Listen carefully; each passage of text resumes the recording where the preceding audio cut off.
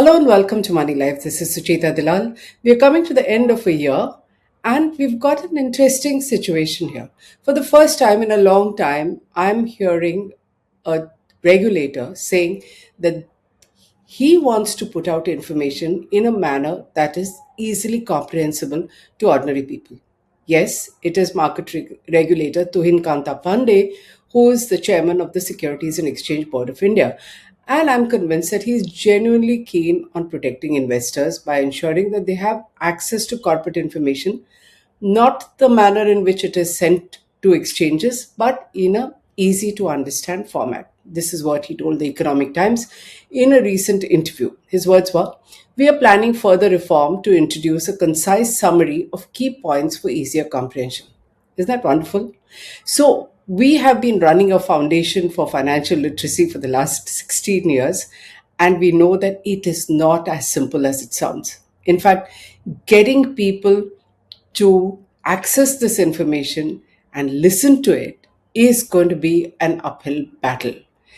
It is a battle that needs to be fought because we are a country with low financial literacy, and a credible, simplified source coming straight from the regulator is important, if not imperative. If this proposal is to be implemented, what does it require? It requires a centralized repository of corporate filings that exists currently, and it's run by the two main stock exchanges, Bombay Stock Exchange and the National Stock Exchange.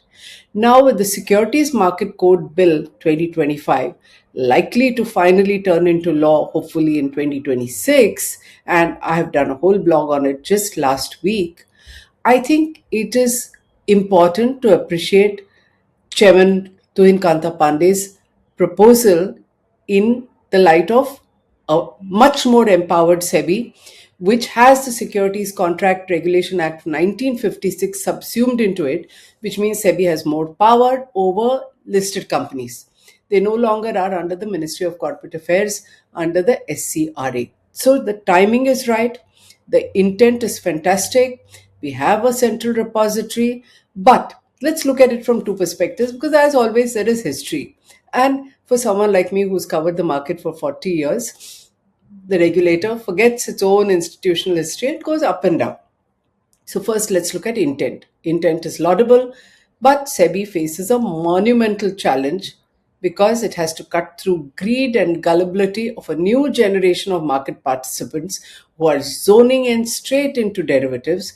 It has to get them to read information and get them to understand the difference between trading and speculation and the long-term benefits of investment. Now, SEBI's own survey has thrown up some startling findings.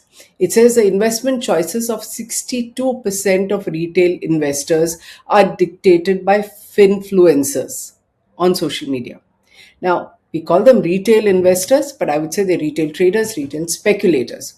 What is more concerning is that another study indicates that a vast majority of these influencers operate without even a registration, fail to disclose blatant conflict of interest, and are often paid for the specific stocks and programs that they do.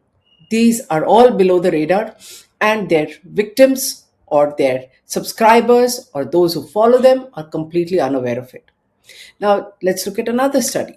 SEBI's study, this is happening year after year for the last 3-4 years, and it shows that on an average, people in the derivatives market have lost 90% of their investment. 90%, 91, 92, whatever, in the last few years. And yet, an overwhelming 93% of people surveyed by SEBI find social media gurus moderately trustworthy. And if you ask me, that implies that they're on par with primary sources of information. Now, who would be primary sources of information? Maybe a CNBC, maybe a Moneylife, because we are in the business of news. We are not into influencing or telling you how to trade, telling you how to make money. We are giving information. But people think that there's no difference between a finfluencer as well as a credible media source or credible source of information. It could even be serious research, it could be a credit rating agency. So, in practical terms, what this means is that SEBI may have ordered one Avdut Sate, a popular fin influencer, trainer, whatever, and his company to deposit a massive 546.17 crore of what it alleges is unlawful gains. This has been contested. But investors may still find him trustworthy because he leads them to specific investment decisions. People don't want to think, they want to be told buy this, buy that. Because if you get unbiased information, you have to make up your mind. While these gurus are telling you or shortlisting and saying this could possibly give you huge profits, even if it's not a direct stock tip, which is under SEBI regulation. So, this is a challenge for the regulator as well. Now, look at the market in which Chairman SEBI is planning to give out this information. It shows, again, SEBI surveys, okay? It shows that 63% of Indian households are aware of securities market products, but actual market participation is as low as 9.5%. Isn't this stunning? Even though India's investor population has soared since 2020, post COVID, just 9.5% of households participate in the market, primarily because Indians are risk averse, they find it dangerous. So, this is a market that the SEBI chairman obviously should address. Convince them that the risks can be mitigated by correct information and sensible investment versus trading, right?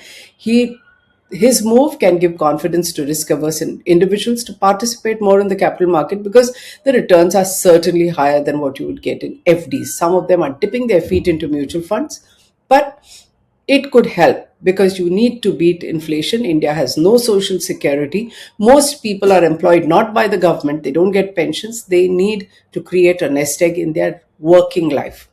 So, in an era where 30-second viral clips carry more weight than a 300-page prospectus, SEBI's idea of giving concise summaries is a necessary attempt to reclaim the narrative from unregulated digital voices and to diversify India's investor stroke trader profile.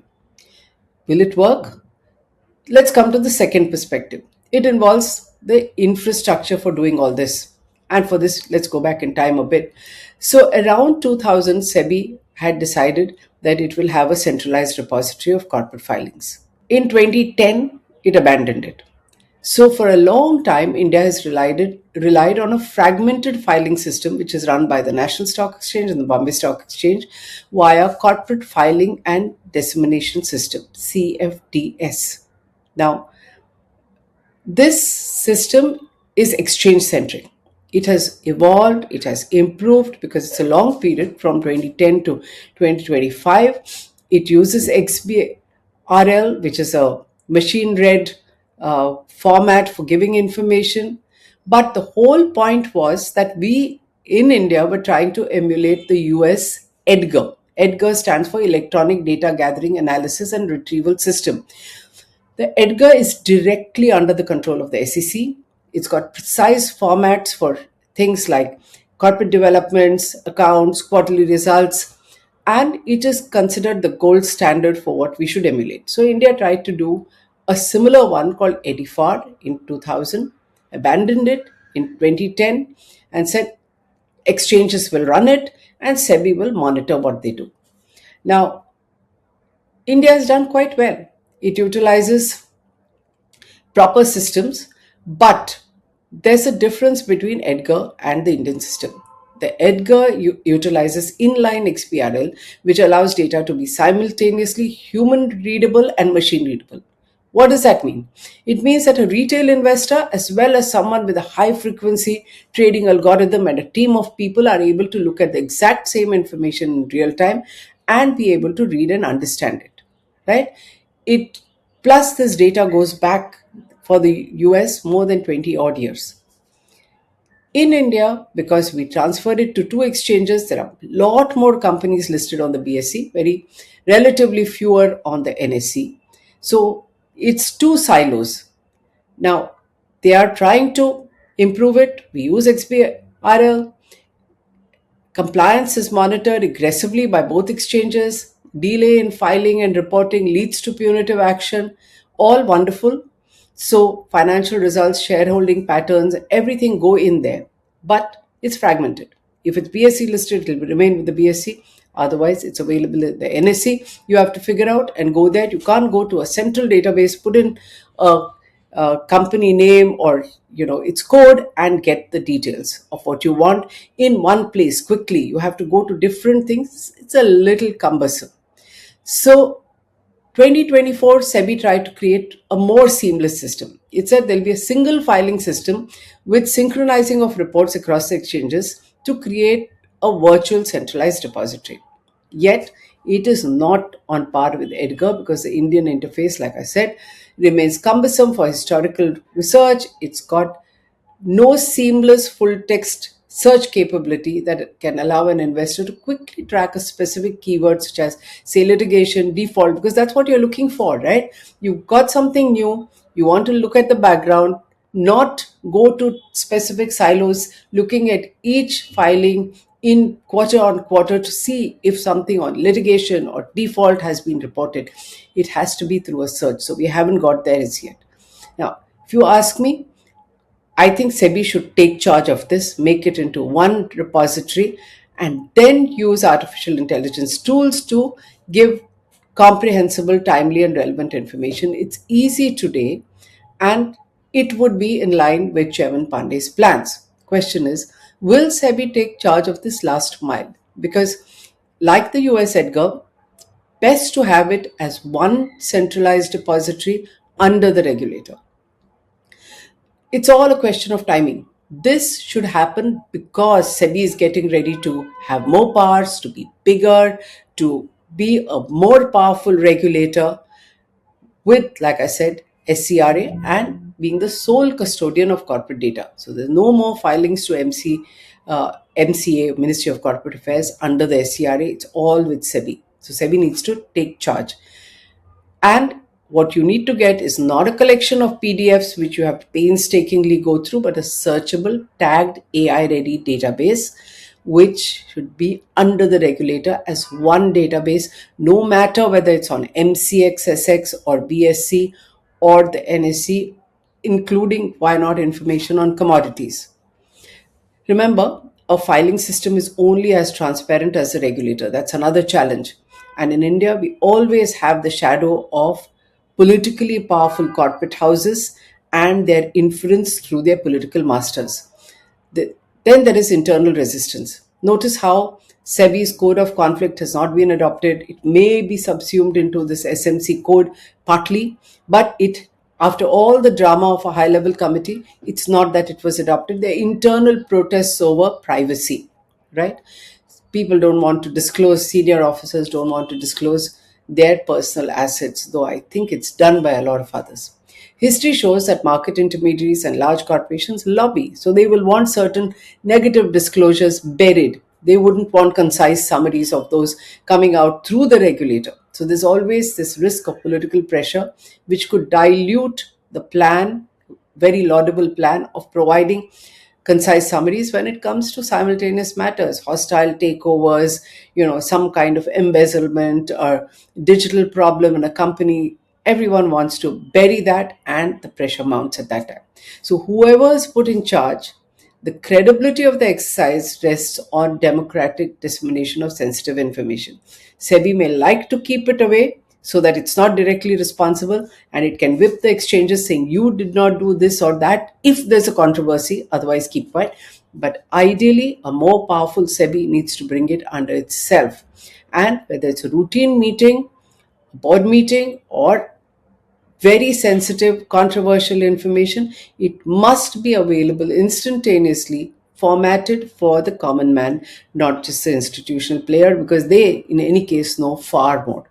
So SEBI is well placed to do this. The idea is great. The chairman seems genuinely keen on doing it.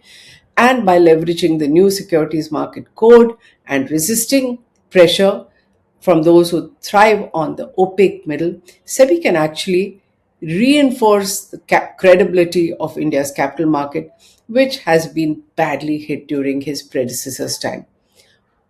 Only then will retail investors look past financial influencers and see corporate reality. And over time, we will have more and more Indian households coming into the market because the market needs to grow and strengthen. We're all basking in what has happened in the last 5 years, but the scope for doing a lot more is tremendous. You have so many IPOs coming. They need genuine investors. The good ones will thrive and will be an opportunity for people to make long term wealth in the capital market. If you agree, share this. Let's put our weight behind the SEBI chairman's decision so that we get what we want. If you agree, do share and subscribe. Thank you.